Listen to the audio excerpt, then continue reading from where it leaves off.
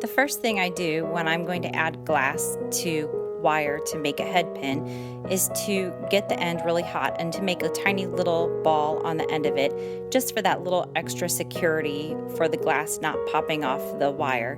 While I've never had it actually happen where it's popped off the wire, I just prefer having that little extra bit of security. Right now I'm just adding the base glass, which is just a basic black that the murrini is going to sit on.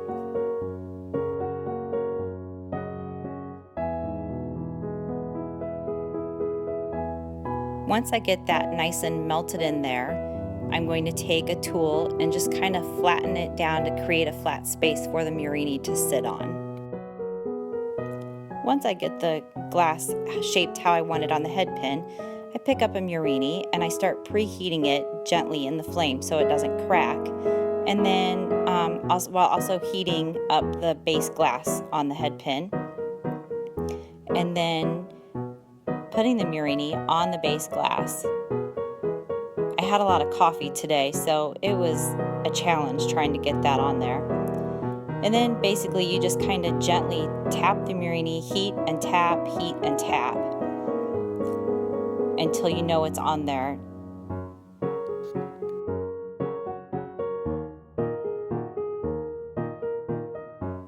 This particular murrini uses a striking glass. So here you see me getting it super hot to where I'm about to lose control of the glass, and then I poke a little hole in it so that it creates a bubble when I put the clear glass on top.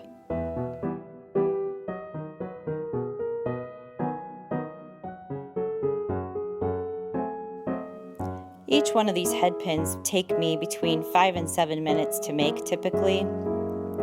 The most time-consuming part is adding the clear. You have to get the clear nice and hot, and then you're just going to put a big blob on the end of it. And then you have to be really patient. The murrini has to be warm so it doesn't crack, but not warm enough to where it's going to smear when you add the clear.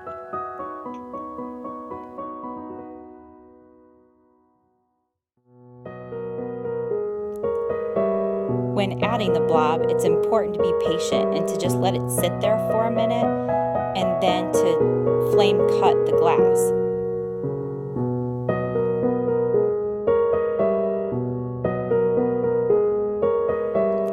This brass tool is a gift from my friend Lisa, and her husband made this, and I use it for just about every single bead or head pin that I ever make. The end I'm using right now is what I'm using to kind of push the clear around the murrini so that it's completely encased. And it's important to be very patient during this part, not to get the murrini too hot. I basically work from opposite ends. I turn it, warm it up, move the glass, turn it, warm it up, push the glass, repeat until I'm happy with how it looks. The other end of that particular tool is the same tool that I used to poke a hole in the murrini back a little bit ago.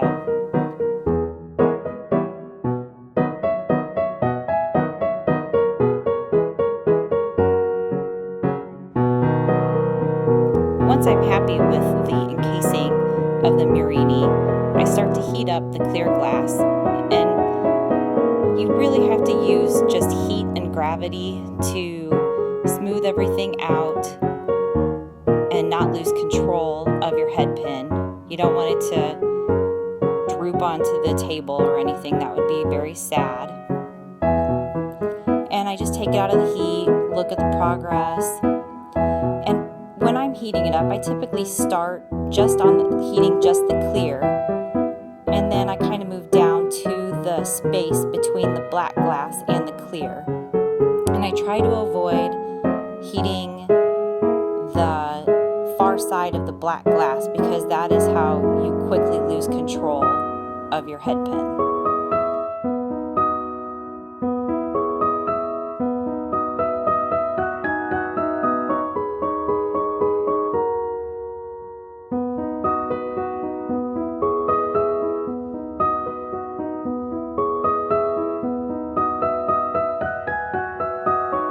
as you can see, I really do spend the most time making a head pin on the clear encasing for the murrini.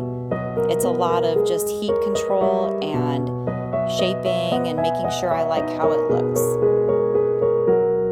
And it's done. Time to pop it in the kiln.